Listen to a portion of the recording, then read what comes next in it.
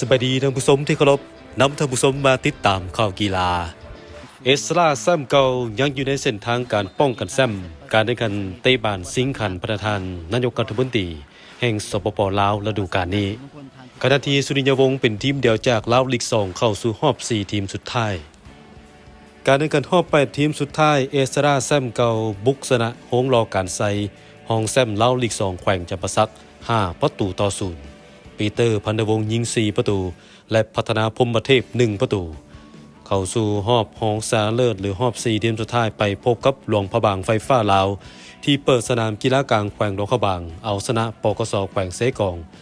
2-1เขาหอบซีทีมน้อยๆก็หวังว่าก็จะเข้าหอบซิ่งพุ่นแหล้ว เป้าหมายก็ลึกๆก็หอบซิ่งเข้าหอบซิ่งให้ได้รายการที่ดีหลายเนาะต่อทีมของเฮาเพราะว่ามีแมตช์หลายอย่างให้เตะตลอดฝากขอบใจสำหรับแฟนบ้านที่ให้กำลังใจพวกเฮาอยู่ขอบใจหลายขอบใจจากใจที่เป็นกำลังใจให้พวกเฮามาตลอดพวกเฮาจะเฮ็ดเต็มที่เป็นให้ดีที่สุด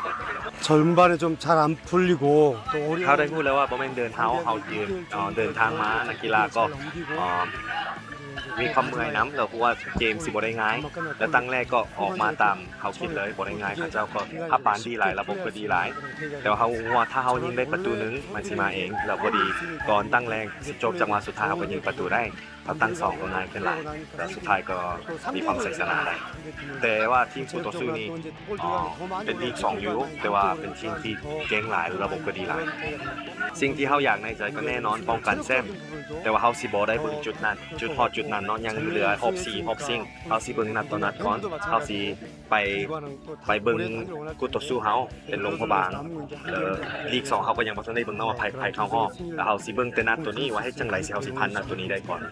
รอบรองชนะเลิศจะแข่งขันวันที่13มังกรนี้เอสราพบหลวงพระบางไฟฟ้าลาวจะแข่งขันอยู่สนามกีฬากลางแขวงหลวงพระบางเวลา 15 โมงเช่นกันส่วนรอบชิงชนะเลิศจะแข่งขันวันที่17มังกรนี้อยู่สนามกีฬากลางแขวงหลวงพระบาง